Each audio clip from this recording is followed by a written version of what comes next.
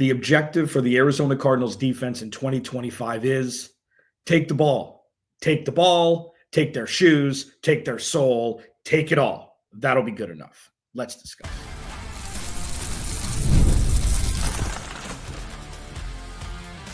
You are Locked On Cardinals, your daily Arizona Cardinals podcast. Part of the Locked On Podcast Network, your team every day. Cardinals, Alex Clancy here. Follow me on Twitter, Clancy's Corner. Follow the podcast at Locked On AZ Cards. Thank you for making Locked On Cardinals your first listen free wherever you get your podcasts and on YouTube. Part of the Locked On Podcast Network, your team every day. I'm back, okay? I'm back. I was without AC for 2 days. Little hotel stay, little forced staycation, but we're back. And we're going to continue the Good Enough mini-series. And I've changed how we're doing the defensive side of the ball. I'm doing it all in one show. And I know I can drag it out. You can do the front. You can do the cornerback room. You can do the backers. You can do the safeties. I understand. And I think with the cohesion that's necessary from the defense, doing it all in one show, encapsulating it all is the best benefit for you, for me, and everything else. So as always, final segment, I'm going to do my prediction of what I think will happen. Second segment, what wouldn't be good enough for the Cardinals to win 10-plus games and make a push. And then in the first segment, what will be good enough?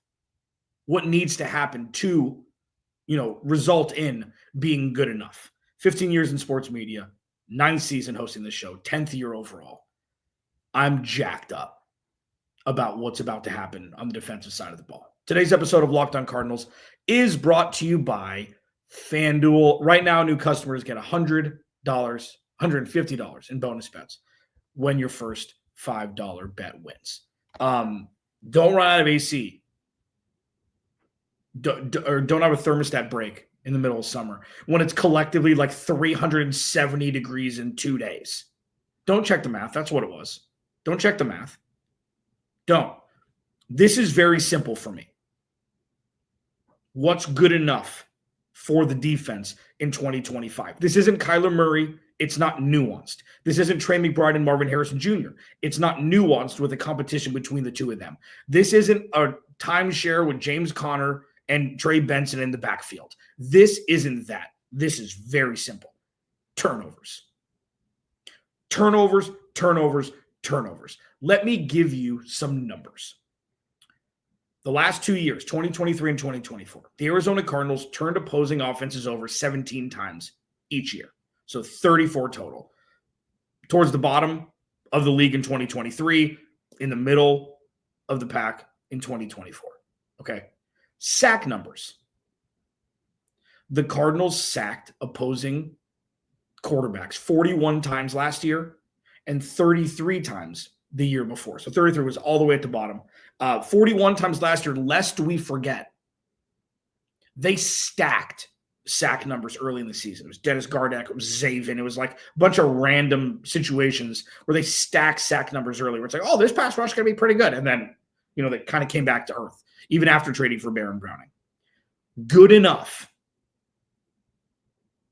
I want to see 25, 27 plus turnovers in 2025. That's the barometer check. The sacks, not so much for me. You want to see more sack totals? Sure. I think inherently it's just going to get better. If it doesn't, there's going to be an issue. But like Jonathan Gannon loves to say in some form or fashion, you want the ball. You want the ball. Sacks are good, but you want the ball. And I feel like the culmination of the interior of the defensive line, adding Josh Sweat, Garrett Williams, Max Melton another year, putting in Will Johnson there, having Starling Thomas as your rotational corner. I mean, maybe he'll steal the role from Max Melton. We don't know yet. And then you have All-Pro, Budda Baker, Jalen Thompson, and Rabbit Taylor-Demerson over the top. Like, that's a cohesive unit with very little weakness. And I think the one weakness you would point to would be the off-ball linebacker spot. But for me, good enough turnover numbers. Because the Cardinals' offense, while not perfect, far from it a lot of the time. Not a lot of the time. Too much of the time, let me put it that way. They didn't get a lot of help last year with turnovers. And I think like week 18 against the 49ers, the Cardinals had, 2 or 3 takeaways. So that even, shrinks the numbers from when they were in playoff contention. So getting short fields is an absolute cheat code, obviously. And it's something the Cardinals just haven't had for the last 34 games, really. So that's what makes it very simple. It's like the defense is doing their job. Sure, stops. Sure, fourth and whatever, stops. Turnover on downs. Sure, all of those things. Getting pressure, sacking the quarterback. You obviously want to see the sack numbers go up. But it all starts and ends with how many times they can turn the opposing offense over.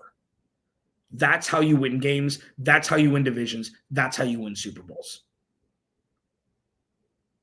How does that happen?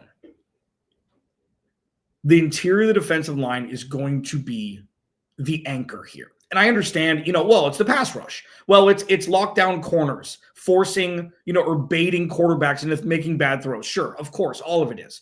But the interior of the defensive line with Calais Campbell, Dalvin Tomlinson, Darius Robinson, Dante Stills, and whoever else, LJ Collier, whoever else they decide, Bilal Nichols, Justin Jones, there's a bunch of them. Whatever the rotation's going to be, that's where this starts. That's where this starts because that's the key turning on the ignition. The Pistons firing is the pass rush. What makes a pass rush and edge rusher's job easier is when the interior defensive line can collapse the pocket from the inside. Then maybe you have one-on-one coverage if they're long enough. But if you've got guys who've got bend on the outside, they're going to feast. And that's why the interior, the inside out, the interior of the defensive line is going to be the catalyst for this. I can't wait to talk about the prediction because, spoiler alert, yes, I think this is going to happen in 2025. It's not about sacking the quarterback. It's about living in the quarterback's kitchen. It's about having a, trio of a tea party with the quarterback and 2 pass rushers. Instead of what I've said for the last 15 years in the space, quarterbacks having a tea party in the backfield, meaning they're not being touched. There's no pressure whatsoever. This is kind of the next version of that, where some Cardinals are going to get invited to it. And then you force human being quarterbacks to make mistakes. Look at what the secondary did last year without a semblance of a pass rush. That's why I think the good enough can become what's expected, at least for the next handful of years. This whole no-fly zone thing, that's fine. I mean, whatever. It's a throwback phrase. I think we got to come up with something different here. But it starts with the interior of the defensive line collapsing the pocket from the A-gap. Not allowing a deepening of the pocket that we've grown so accustomed to watching this team, where quarterbacks can just chill, step up once, step up twice, and still have room behind the center. It starts with the interior. It allows the pass rusher's job to become exponentially easier, which forces quarterbacks to make a decision with a second less time, which allows the ball hawks at the third level feast. And then, of course, you have fumbles, fumble recoveries, strip sacks, things like that. I'm not saying all interceptions. But the way this defense is constructed, with guys who you trust in key positions like we haven't seen over the last handful of years, lends me to think what's good enough may very well become the standard starting in 2026. We just need to see it first. What's not good enough? Not improving the pass rush, not improving the push in the interior, and Garrett Williams not taking that step into everyday Pro Bowl territory. I'll discuss it next. Locked on Cardinals. Your team, yours, and not yours every day. This episode of Locked on Cardinals is brought to you by our dear friends at FanDuel. Summer sports in full swing. Basketball's over. Football is on the precipice. It's right around the corner. But we've got baseball, baby. And whether it's baseball under the lights, golf on the green, high stakes soccer action for those who dabble. FanDuel's the best way to make every game even more exciting. You're already following the action, so why not make put a little cheese on there, make it a little bit more thrilling. With FanDuel, you can get in on the action while your friends are getting sunburned at the beach. I like to stay inside when it's 119 degrees outside. It's easy to use. Payouts are super fast, and makes even regular season games in July feel like must-watch events. If you're new to FanDuel, new customers can bet just $5 and get $150 in bonus bets if your first bet wins. Open the FanDuel app today or visit FanDuel.com to get started.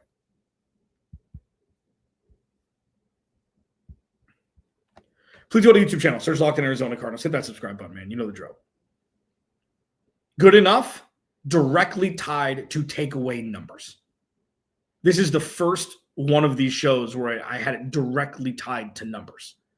Because I think it's a fool's errand at times. Like, well, if they hit this number as a receiver, that's going to be good enough for the team to win. It's not really how it works. With defense, though, what's it based on? Trust and instinct. And preparedness, of course. So it's much more amoeba-like, especially with how Nick Rallis and Jonathan Gannon call their defense. They're, magicians and wizards and absolutely psychopaths at the same time. It's great. It's the perfect mix you want. What's not good enough? There's a couple things.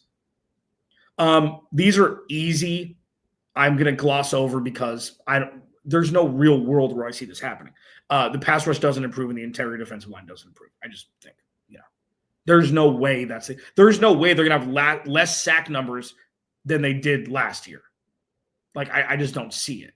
Now, barring any sort of unforeseen injury, things like that, but which, knock on wood, you never wish upon anybody. But yeah, that would make it not good enough, which would crater the entire plan. That would crater the plan. The secondary played very well last year, especially without a semblance of a pass rush. If you have a level up on the pass rush, even like 30% from what it was last year, woo, top 5 defense. Seriously. It's there. The blueprint is there. Now, what else is not good enough? Garrett Williams, I'm not saying he hasn't. He's gotten better every single year. This is his Trey McBride year from last year to this year, what Trey McBride had last year. This is his year. And I know they move him around. I know they play him inside. He's not a bona fide outside CB1 with how they have him set up. But this is contract year for him. And I'm not saying that would be the reason why getting drafted in the 3rd round, you don't make a whole lot of cheese, man. This is his time to show. The ACL was a fluke at Syracuse.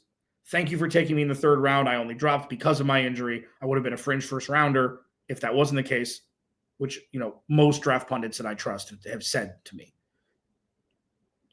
If he doesn't take that next step, like if he plateaus and for some reason, I don't know, Jalen Thompson has to move into that role a little bit to support, or, Will Johnson and Max Melton have to cover even more, or things like that, that would not be good enough. Which one do I think has a better chance of happening? The pass rush and interior defensive line not improving, or Garrett Williams not taking the next step? If I had to choose between the two, I would probably say Garrett Williams not taking that big leap this year. I'm not saying it's going to happen, but if you had to pick between the two, there's decades combined of stats to prove that the pass rush and interior defensive line, those players have produced highly at an NFL level. Garrett Williams had a very good year last year. He had a good year his rookie season, in spot starts and stuff after coming off the injury. You can't really quantify when the offense is a Travis Shea mockery and so is the defense. It was a total transition year. But if any of those 3 things happen, first of all, we'll be wildly surprised. And second of all, it would translate into this defense not being good enough for the team to win 10-plus games and to make a playoff push. Again, don't clip this. People clip, whatever. I'm not saying that's going to happen. I'm not saying that it's even close to potentially happen.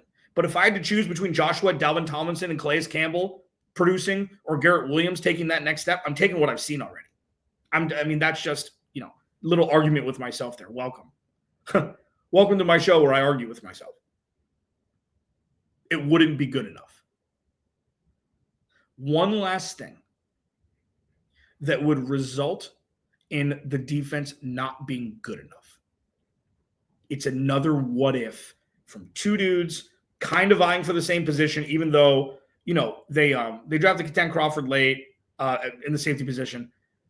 Not be good enough if either Jalen Thompson regresses again or taylor-demerson doesn't take that leap from last year to this year, which I fully expect him to be an absolute demon over the top to play strong alongside Budda.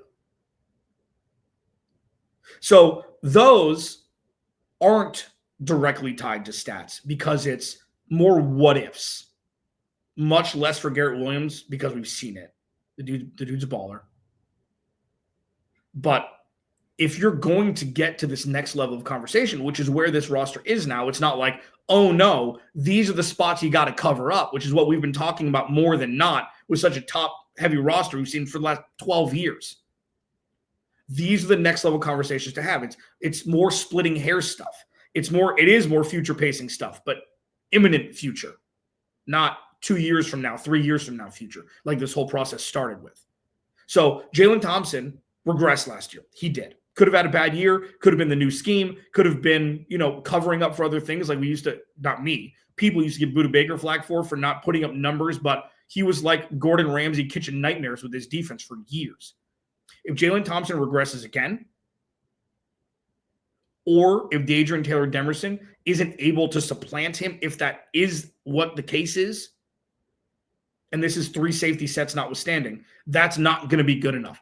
To be good enough on defense, you have to have very little holes, if any. And if there are holes, if there are weaknesses, they need to be easily covered up. Now, maybe you're asking yourself, why haven't I talked about the weakest position on the roster or weakest position on defense? The backers. Because to me, that's something with Mack Wilson, Owen Papo, Cody Simon, the free agent that they brought over from Cincinnati. It's cocooned to where the strength of the Cardinals in the secondary can cover it, in my opinion. Now, I could be completely wrong. I went on with Bo, my old co-host. I went on with Bo over at PHNX Cardinals yesterday. I said they should start Cody Simon right away. Let him fail before you just bench him for a vet. And a lot of this is going to happen in camp, things like that. I know green dot's a big thing to deal with, but I would just let the kid go. I would just let him go. But with this, it's cocooned in the middle around all of this strength. So it's not like it's the corners where it's like, well, Budda Baker's only one person. The pass rush better get home a lot to kind of cover that up. That's not like, I'm not saying the cornerback room is elite. I'm not saying that all of these guys are Pro Bowlers next year. I'm saying this is the best base the Cardinals have had in even with since 2014 with Patrick Peterson and Antonio Cromartie.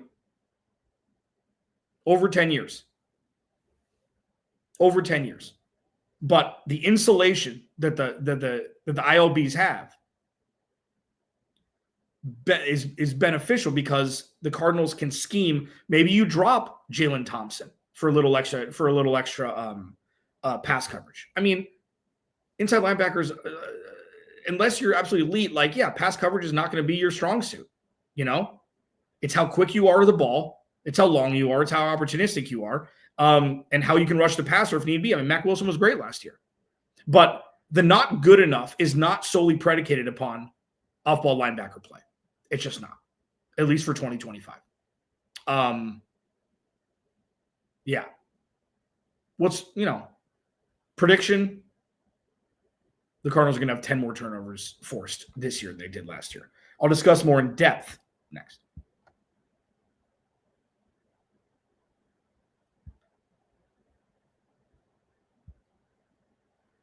Please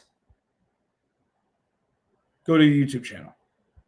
Search Locked On Arizona Cardinals. That's the show. Subscribe, man. We're about 50 away from 4K. I would love to hit that before the season starts. Tell your friends. Tell your dogs.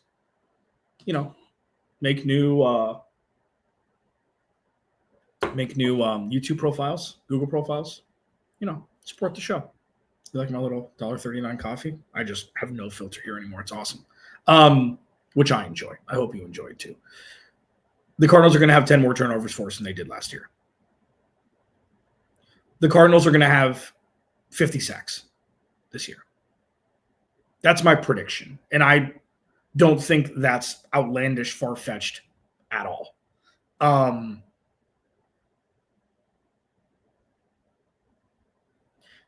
If that happens and they get that Will Johnson is a pick six waiting to happen. Not only are these guys opportunistic, they're marathon runners. They're sprinters after they get the ball. Speed. Violence. This is something that could be very, very special. If the Cardinals get to 27 turnovers next year and they get to 50 sacks next year, points per game are going to go up. Wins are going to go up. You might start to see the removal of one possession games where the Cardinals are trailing and maybe they're leading instead. It's not going to be like, oh, they're going to score 30 points a game now because they turn 0.7 more turnovers per game. No, it's less than that. What is it, 0.6? 10 in 17 weeks, whatever that is, do the math. It's going to unlock the offense with short fields. That's where momentum, real, not game, season momentum is built. What the Cardinals have done, they've gone on win streaks, obviously. The 7-0, 10-2, 7-0, this isn't something where it's hey, I was right. I just happen to be right with this. Week 1, 2021, they beat Tennessee by 100, and nothing changed. Bad penalties, bad timeouts, field goals instead of touchdowns. They scored 40 points or whatever, and the majority of it was because of the defense. Short fields. Chandler Jones had 5.5 sacks and 2 strip sacks or something like that. Wildly short fields and things like that. This 27 turnovers, 50 sacks. It builds momentum in a sense that the actual intestinal component of this defense is getting realigned. It's like the Cardinals were a drawing 2 years ago. That drawing has been thrown out, ripped up, and a new drawing has been created. And it's taken a couple years to be drawn into its fullest form. And if the Cardinals become more opportunistic because they're good enough to do so, and not just lucky tip balls, things like that, and they're able to get home and hit the quarterback and sack him and strip sack and things like that, it becomes part of your makeup and not just, oh, this defense is hot right now. Oh, this defense has played a couple not so great offenses in a row. It becomes recession-proof irrespective of who they're playing on defense because it's part of their makeup now. Smelling blood in the water regardless of who the opponent is. That's a chemical thing that changes. And they haven't had that. This is why it's a brand new world with this defense. That's why momentum for a year, it's not like, oh, balls continue to bounce their way like it did with the 7-0 and 10-2. They had a bunch of lost fumble, or they had a bunch of fumbles that didn't end up being lost. They recovered them. I remember it was this cluster in the middle of that run. It's oh boy, everything's going their way, which is great. You need luck. You need the ball to bounce your way in the NFL, regardless of how good you are or not. But you can build sustained expectations for a defense if you continue to do things the right way with newly infused talent and elevated, recent draft picks who've gotten better and better and, were coached up and now have vets, surrounding them to be able to allow them just to do their role, not have to cover for others. If they turn the ball over 27 times, if they turn the opposing team over 27 times and they get to 50 sacks, we're talking top 5 defense. We're probably talking close to top 5 offense scoring, because of the extra opportunities it'll create. And we're getting very seriously close to talking about deep playoff run. And I don't think anything that I've said on this show today is out of the realm of possibility. I don't think it's my head in the clouds. This defense is a dormant volcano ready to erupt. And if they do, we're going to be talking into January. Locked On Cardinals, your team every day. Remember, without you, there is no me. I will talk to you tomorrow.